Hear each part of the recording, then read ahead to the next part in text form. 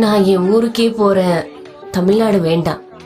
இதுதான் திருத்தணி ரயிலில் பயணம் செய்த போது தமிழ்நாட்டு சிறுவர் கூட்டத்தால் ஈவு இரக்கமின்றி அரிவாளால் வெட்டப்பட்ட வடமாநில இளைஞர் சிராஜ் மருத்துவர்களிடம் சொன்ன வலிமிகுந்த வார்த்தைகள்.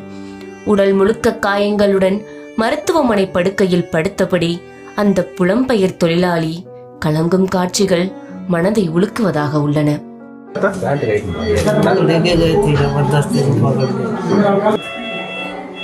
उतरने वाला था ट्रेन से, जाने नहीं दिए।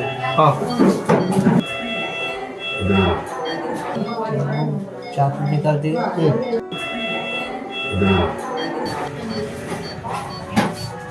पुराने घर को। திருவள்ளூர் மாவட்டம் திருத்தணி செல்லும் சென்னை புறநகர் ரயிலில் பயணித்த 4 சிறுவர்கள் மத்திய பிரதேசத்தைச் சேர்ந்த சிராஜை கத்தியை காட்டி மிரட்டி அதை ரீல்ஸ் எடுத்து சந்தோஷப்பட்டுள்ளனர். இவர்கள் செய்த அட்டகாசம் தாங்க முடியாமல் வேண்டாங்க விட்டுருங்க என்று சிராஜ் சொல்ல அதை கேட்டு முளைக்காத மீசை துடித்துள்ளது இந்த சிறுவர்களுக்கு. சிராஜை சரமாரியாக தாக்கத் தொடங்கியுள்ளனர் அந்த பொடியர்கள். கத்தியை காட்டி மிரட்டி அப்படியே ரயிலில் இருந்து அவரை கீழே இறக்கி ஆள் நடமாட்டமில்லாத பகுதிக்கு அழைத்துச் சென்று அரிவாளால் தலை, முகம், உடல் என பல பகுதிகளில் கொடூரமாக தாக்கியுள்ளனர்.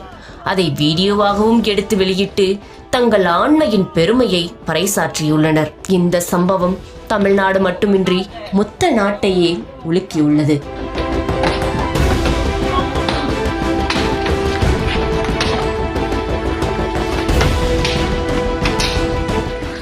வடமாநில இளைஞர் தானே, இவருக்கெல்லாம் நியாயம் கேட்டு யார் வருவார் என்று இலக்காரமாக அந்த இளைஞர்கள் கொடூரமாக தாக்கியுள்ளனர். படுகாயமடைந்த சிராஜ் கவலைக்கிடமான நிலையில் மருத்துவமனையில் சிகிச்சை பெற்று வருகிறார். சம்பவம் நடந்து கிட்டத்தட்ட 1.5 மணி நேரம் கழித்தே சிராஜ் மருத்துவமனையிலும் சேர்க்கப்பட்டுள்ளார். கை, கால், தலை மற்றும் உடல் முழுவதும் கத்தியால் வெட்டப்பட்டு இரத்த காயங்களுடன் சிராஜ் கீழே விழுந்து கிடந்ததை பார்த்த மக்கள் போலீசாருக்கு தகவல் தெரிவித்துள்ளனர்.